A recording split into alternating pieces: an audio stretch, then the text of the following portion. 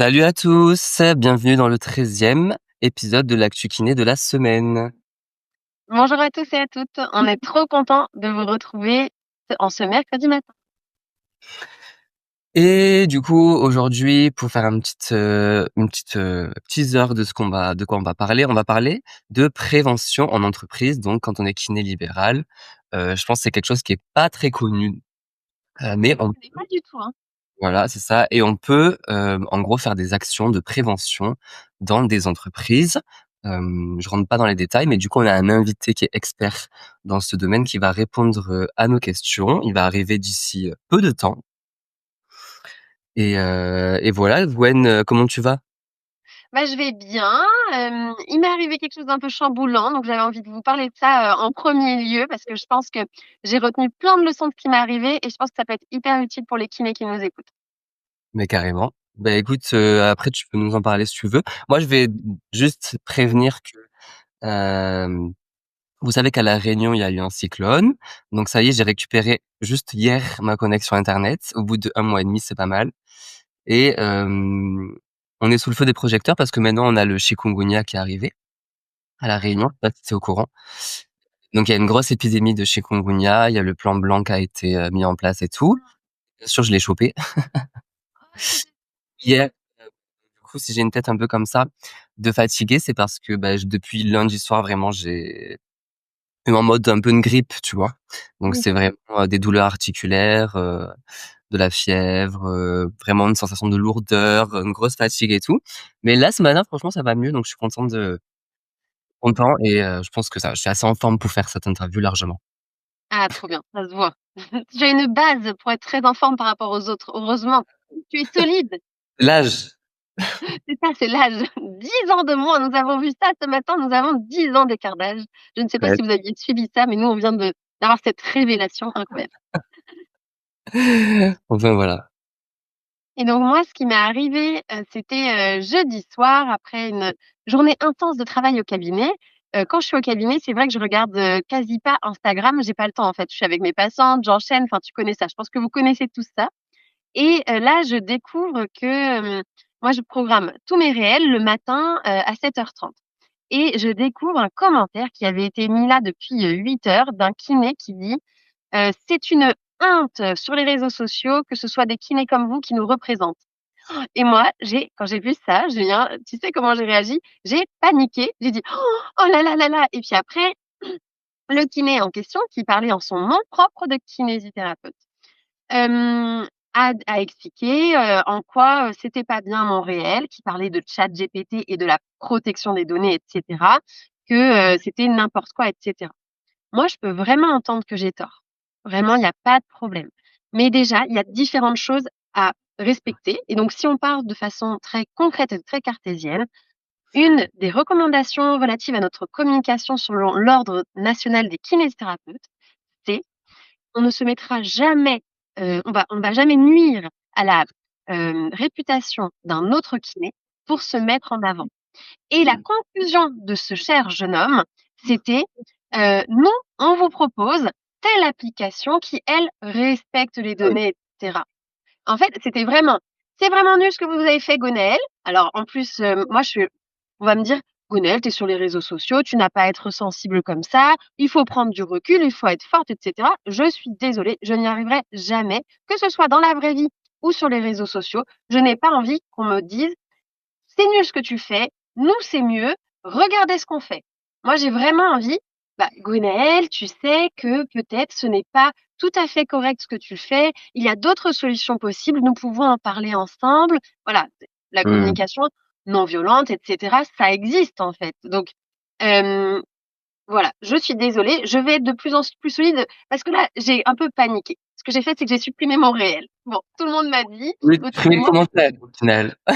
pouvez supprimer juste le commentaire. Mais il faut savoir tout simplement ce qui s'est passé au niveau de mon système nerveux. Oui, Jeudi oui, oui. soir, j'avais peu de ressources, j'étais fatiguée, j'ai vu un commentaire et Aïe. mon cerveau a dit méchant kiné, fatigue, je ne vais pas savoir réagir, Gwenaël, t'as fait une bêtise, supprime. Donc j'ai supprimé le réel.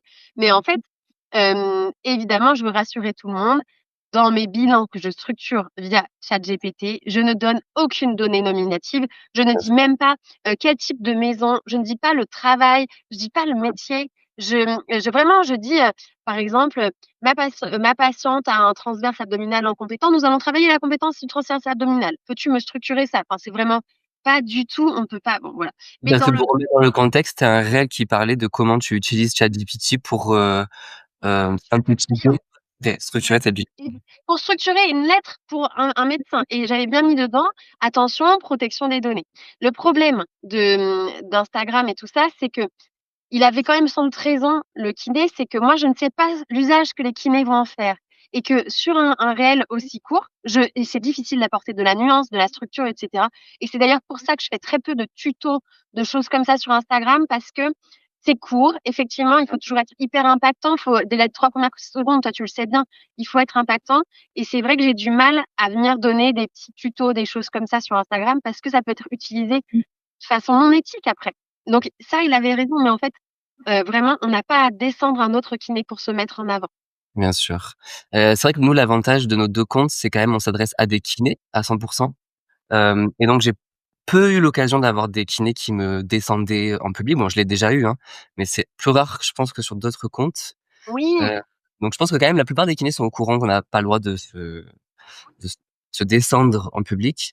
Mais moi, bah, je fais des tutos toute la journée sur mon compte oui, et mais je ça me sert dis quand même à rien. que si vous voulez aller plus loin, si vous avez des questions, bah, vous pouvez toujours me poser des questions en commentaire ou en privé donc Oui, c'est vrai. Non, mais après ça, c'est mes peurs qui m'appartiennent, mais ça a bien résonné. Mais donc, en tout cas, la conclusion de tout ça, c'est que je sais que parfois vous avez peur de vous lancer sur Instagram pour ce genre de choses, à cause des personnes qui pourraient vous parler de façon incorrecte.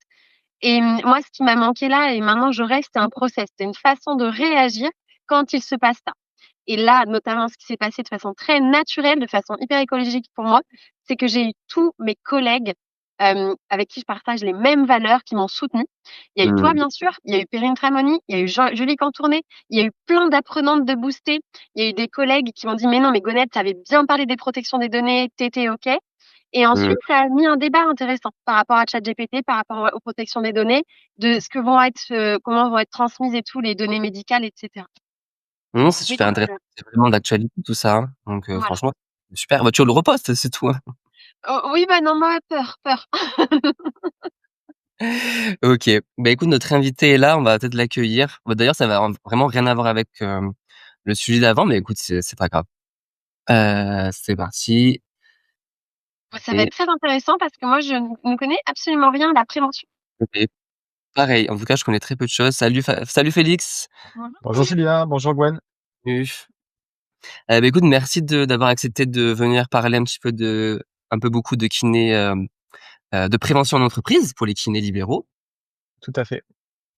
Je sais Je, pas je si tu te refais, souviens, mais je refais le lien d'ailleurs parce que tu dis que l'intervention précédente n'a pas de rapport, mais avec ma casquette enfin une de mes casquettes est aussi DPO en matière de protection des données. Donc si, il y a un lien direct et on pourra en parler rapidement si tu veux pendant le déroulé. Ah, OK.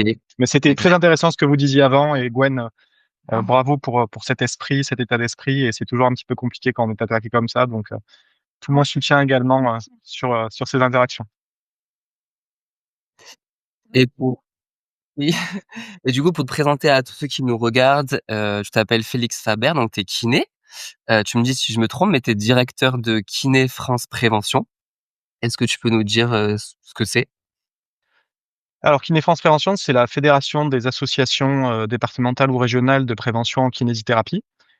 C'est une société savante qui siège au collège de la masso-kinésithérapie, qui est également présente sur les différents rassemblements de la SFP et qui donc œuvre en prévention en santé publique, en santé au travail et qui fait de la recherche.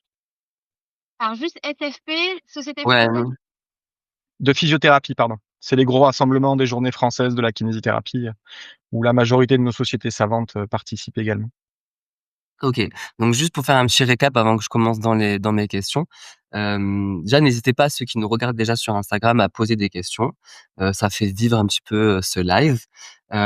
Et cette interview, elle va être assez rapide, parce qu'avec Gwen, on aime bien que ça aille droit au but. Dans tous les cas, Le live, il sera dispo en replay, sur, mon podcast qui s'appelle Onde de choc, vendredi à 7h et aussi sur mon YouTube, donc Yotera Kiné, pareil, vendredi à 7h.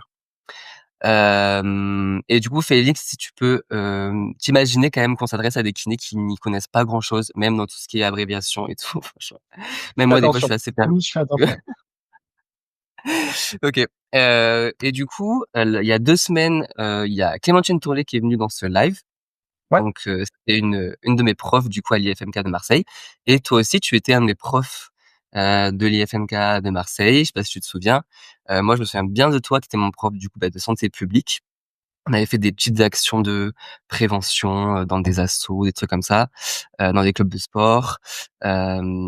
Et du coup, j'ai demandé que tu viennes ici, nous parler de la prévention en entreprise parce que c'est quelque chose qui m'intéresse pour, mon futur, mais c'est vraiment très flou pour moi et donc toutes ces questions, elles vont me permettre de m'aider. Par exemple, si je veux me lancer demain, ça va me permettre de m'aider à savoir quoi faire. Donc ça va être Ouais. vraiment très pratico-pratique. Si vous voulez vous lancer, demain ou dans les mois qui arrivent dans, la prévention au travail, bah, ces questions, elles sont faites pour ça. Donc du coup, première question, déjà je voulais savoir si toi tu en faisais encore ou si est-ce que tu en fais, de la prévention d'entreprise? Alors moi, je fais partie de ces kinésithérapeutes boulimiques de nos champs de compétences, donc je suis un peu partout et je me suis fait pour obligation, personnelle de continuer à aller impliquer dans un petit peu tout ce que je fais.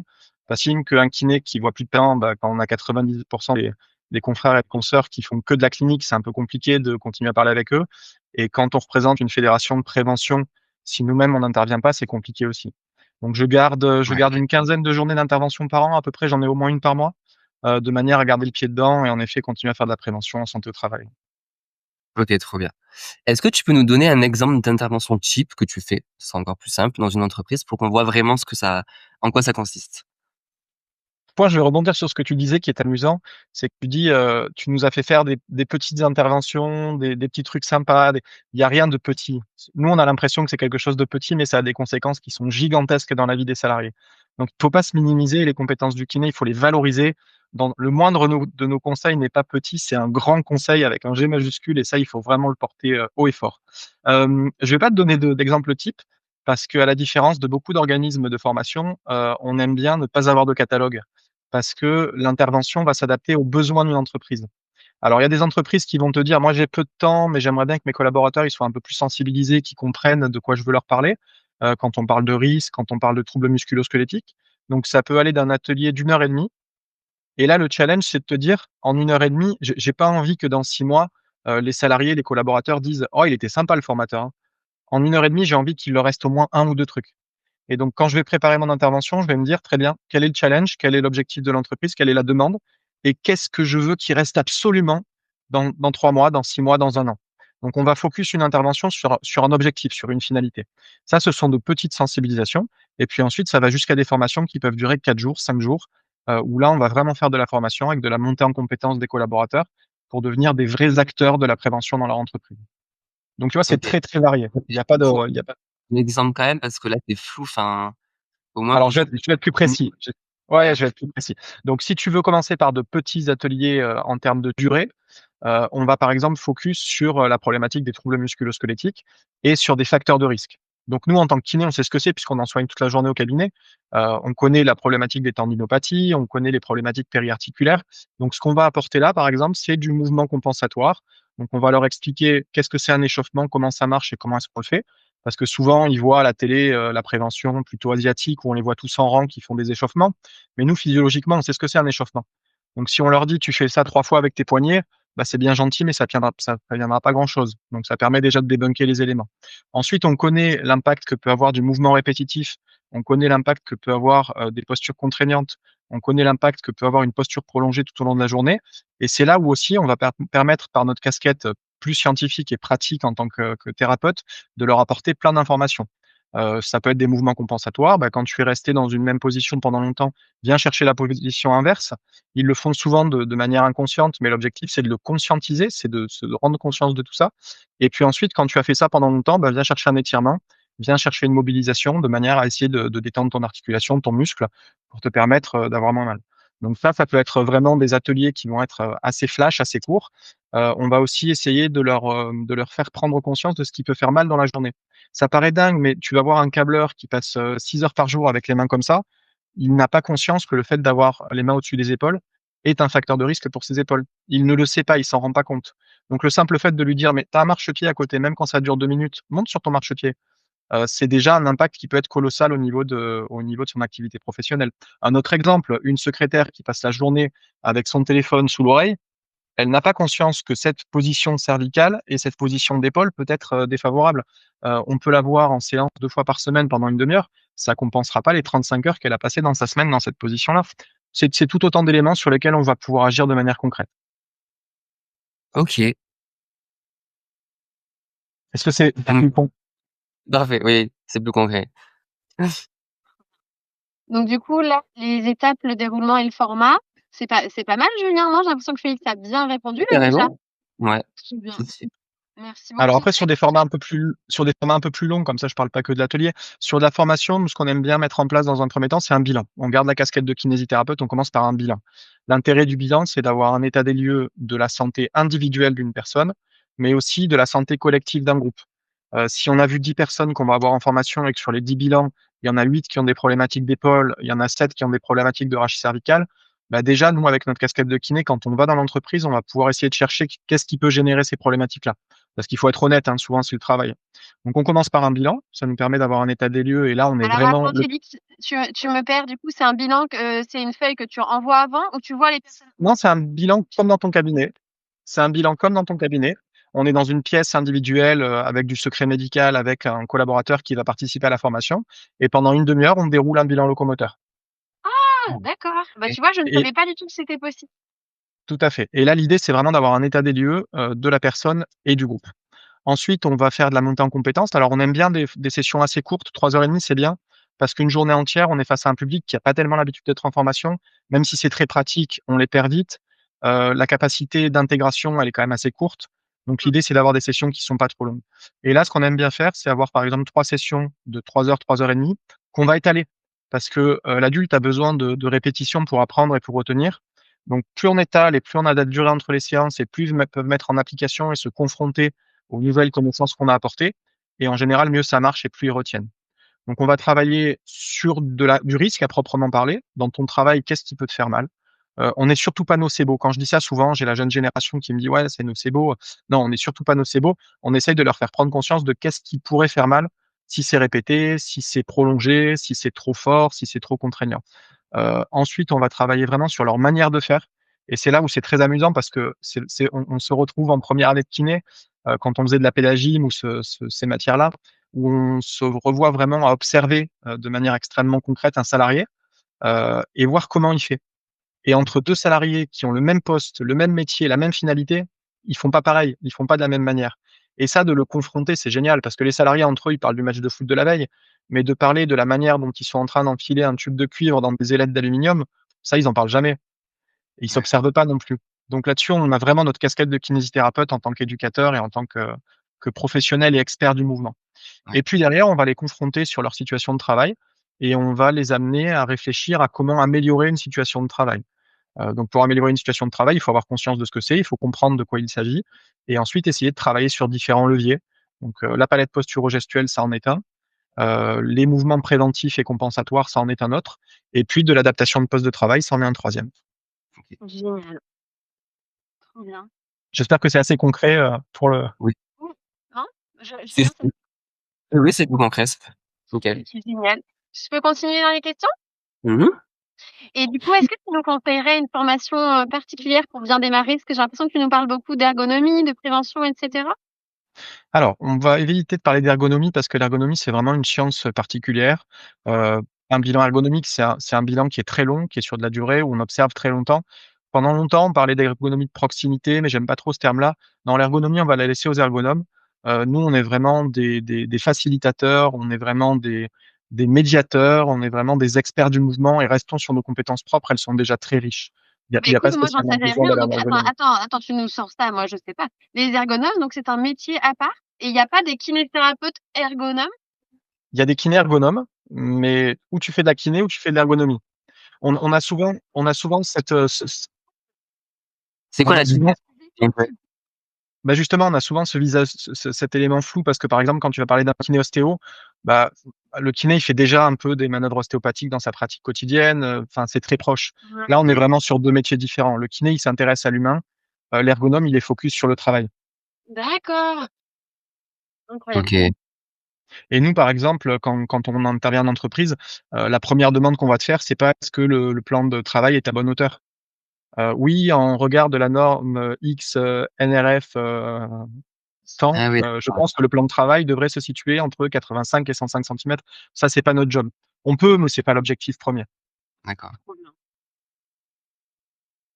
Et donc pour les formations que tu nous conseillerais? Pour Alors, redémarrer?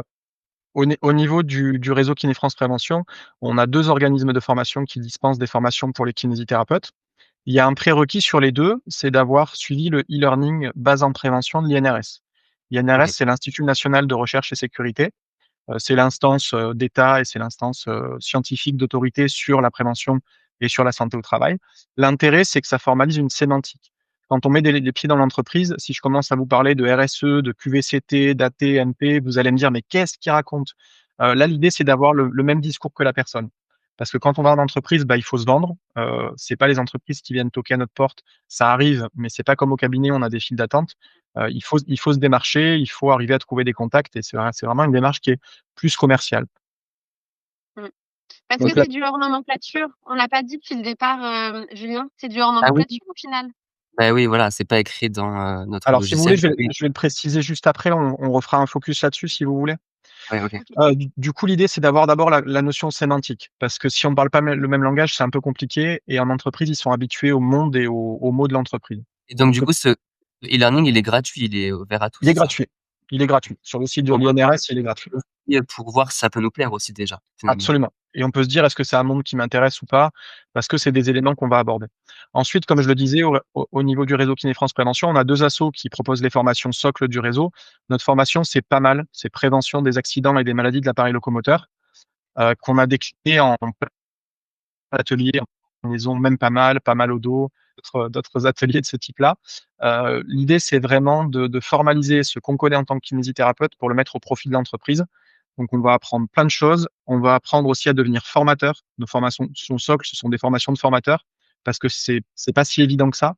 Et donc on va vraiment apprendre les codes et apprendre comment animer un groupe, comment faire de la pédagogie pour adultes, qu'on appelle de l'andragogie, et qu'est-ce qu'on cherche à amener à la fin d'une formation. Quelle est notre valeur à ajouter? Quel est notre OK. objectif? Trop bien.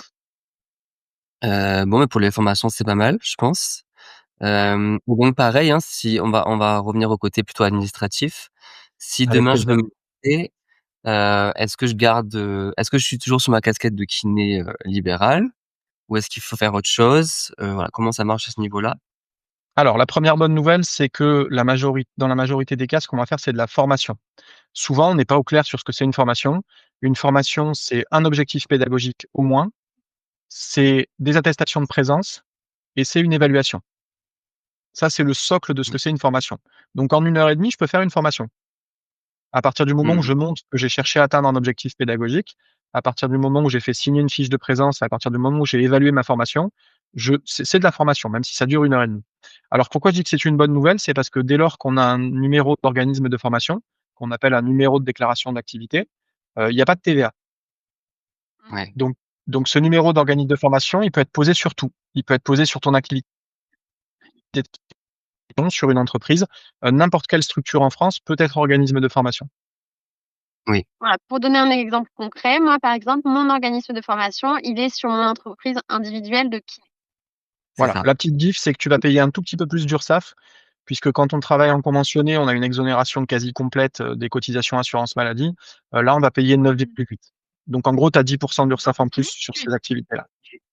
Tu es précis, tu connais ça aussi. Oh là là, bravo.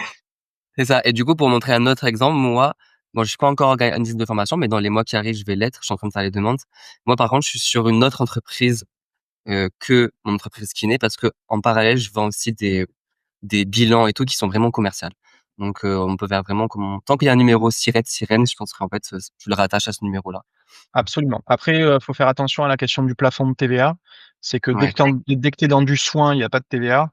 Dès lors que tu passes dans d'autres choses, que ce soit des cours de pilates, que ce soit, de la sophro, que ce soit des interventions sous la forme d'ateliers en entreprise, bah, tu es assujetti à la TVA si tu dépasses le plafond et là, on est toujours en attente de ce qui se passera au niveau ministériel. Donc est-ce que ce sera 25 000 € ou est-ce que ça va rester autour de 40 000 €? Ouais. C'est ça. Jusqu'au 1er juin, pour l'instant, ça reste, de marbre, mais on verra après. Voilà. Mais nos amis kinés qui sont souvent un petit peu phobiques de l'administratif, faire une demande de déclaration d'activité, c'est vraiment pas grand-chose Mmh. et remplir un bilan pédagogique et financier, c'est vraiment pas grand-chose non plus et ça vous exonère de TVA les amis, donc il faut vraiment pas hésiter, Ouais, c'est à trop aller bien. là-dessus. Ouais, ouais, ouais. On fera Carrément. un petit épisode là-dessus, n'est-ce pas, Julien?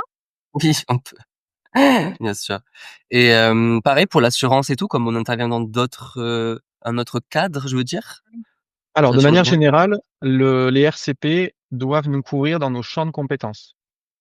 OK. Après, il va y avoir des géométries variables, c'est qu'il va y avoir des assurances qui acceptent d'ajouter cette ligne-là au contrat.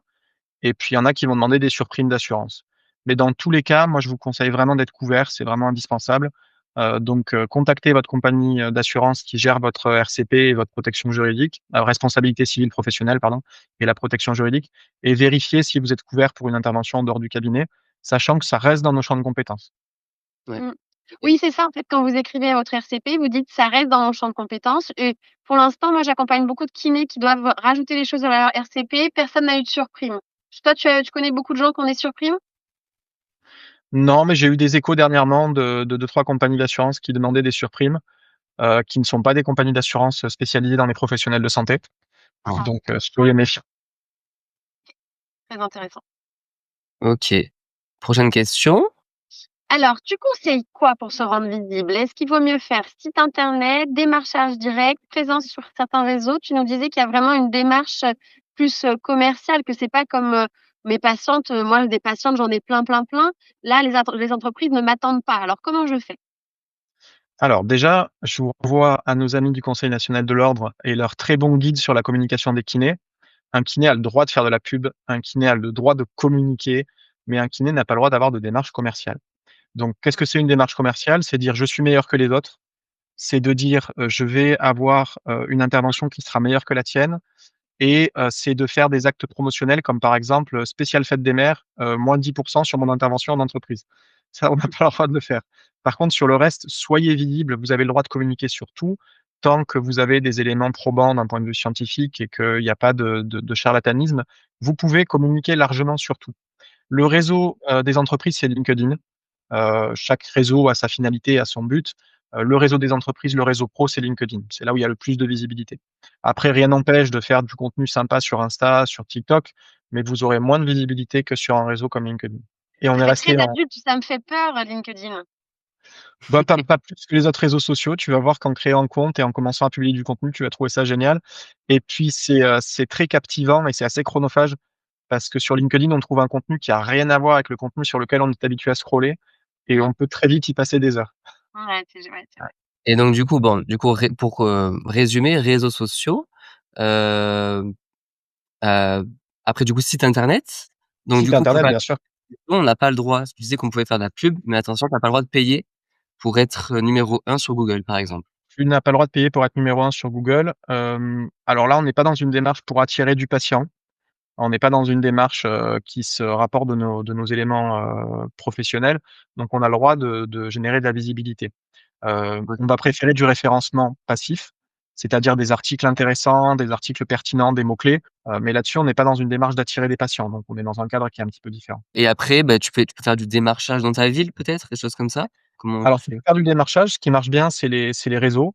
Les entreprises, fonctionnent par réseau. Elles ont aussi des appartenances syndicales, elles ont aussi des liens et puis après, c'est de la communication, c'est expliquer ce qu'on fait, expliquer ce qui nous démarque. J'ai pas dit qu'on était meilleur en matière de prévention, en matière de qualité de vie au travail. Les entreprises, elles vont souvent vous parler de gestes et postures.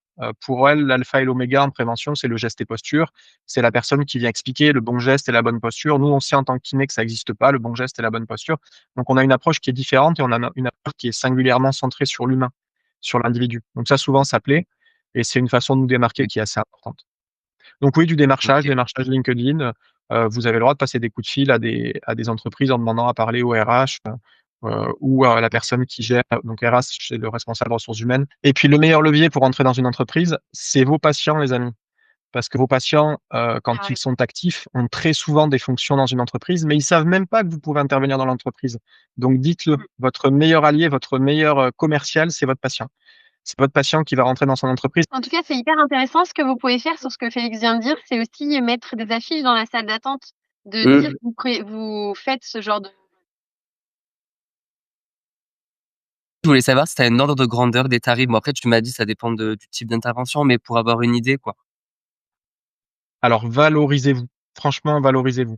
Nous au niveau du réseau, je vais être très transparent, hein, on est autour de 150-160 € de l'heure d'intervention. Après, on a un fonctionnement parce qu'il y a des salariés, il y a des logiciels, il y a du matériel, il y a plein d'éléments. Mais, ça nous dessert beaucoup quand il y a des kinés qui vont faire de la prévention d'entreprise pour 70-80 € parce que Mmh. c'est pas le tarif du milieu. Un organisme de formation qui propose de la prévention en entreprise, il facture ça très cher. On est Ouais. sur du 1 200-1 500 € la journée. Donc n'ayez pas peur d'aller proposer ces tarifs-là. C'est pas parce qu'on est habitué à notre 16,50 € au cabinet, qu'il faut aller proposer des tarifs au ras des pâquerettes. Non, ça a une vraie valeur ajoutée. Et puis, je vais même ajouter quelque chose. Si demain, par votre intervention, vous n'évitez qu'une maladie professionnelle au sein de l'entreprise, ça peut permettre à Oui. l'entreprise d'économiser jusqu'à 100 000 €. C'est le coût d'une maladie professionnelle. Non, c'est OK, tu as répondu à toutes nos questions et ouais, franchement nickel. Merci beaucoup en tout cas. Merci à vous pour cette invitation, en tout cas. merci, c'était Plaisir. hyper intéressant. Merci beaucoup. Eh ben, à bientôt, bye bye. Bon bah, c'était trop bien. Ouais, c'est trop bien. Là, tu te sens prêt, Julien, à te lancer? Tu vois Allez ce que demain. et surtout, il nous a donné le titre d'une formation gratuite. Moi, j'adore les gens qui me parlent de formation gratuite. Oui, après je pense que c'est très en mode enfin, je sais pas si c'est vraiment une formation, c'est plus de Oui, la pareil, genre ouais, ouais. nomenclature, Ouais. façon de parler. Mais c'est déjà une bonne base, je pense, si on veut tester. Hem, ouais. Non, mais carrément, c'est intéressant pour faire du hors nomenclature. Parfait. Trop bien. Bah, écoute, de toute façon, on se retrouve, dans 15 jours, Dans 15 jours, pour le voilà. prochain épisode et du coup, normalement, mais c'est déjà enfin, c'est pratiquement sûr, on va recevoir, notre expert comptable, préféré, pour, répondre à des questions de comptabilité, des charges, des choses comme ça. Moi, j'ai déjà quelques questions de côté que j'avais On est et d'accord, du Julien Ryan, notre expert comptable, eh ben, il était au JFK, il a pas raconté un peu comment c'était ces JFK? oui, carrément. Bah oui, tu vois, je Ouais. suis bien l'actualité de tout le monde, hein. Et toi, tu es pas allé au JFK par contre? Non, j'ai pas été au JFK, c'était bien trop loin de ma Bretagne, mais ne vous inquiétez pas les amis, dans 2 ans, je serai au JFK avec Julien Morin et Pourquoi on 2 fera ans? C'est tous les c'est 2 pas tous ans? les 2 ans? Ah, je sais pas. C'est tous les 2 ans, je crois. Ouais, ouais. Ah, trop deg, je voulais trop y aller l'année prochaine. Bon, Ah oui, non, c'est tous les 2 ans, il va falloir qu'on s'organise et vous inquiétez pas, on sera dans la place et on va vous préparer plein de surprises, c'est certain. ouais, carrément. C'est vrai que j'ai hâte, j'ai hâte. Hem, donc voilà, il sera là et du coup, ce que je voulais dire, c'est que moi, j'ai déjà des questions, mais du coup, si vous avez des questions, n'hésitez pas à nous les faire parvenir sur, les réseaux sociaux, n'importe où, pour qu'on puisse les poser. Voilà. Très bien. Bah, merci beaucoup Julien, Ouais, c'était hyper intéressant. carrément. Toi. Allez, Je vous à dans souhaite une 15 jours. bonne journée, à bientôt. Ciao, ciao.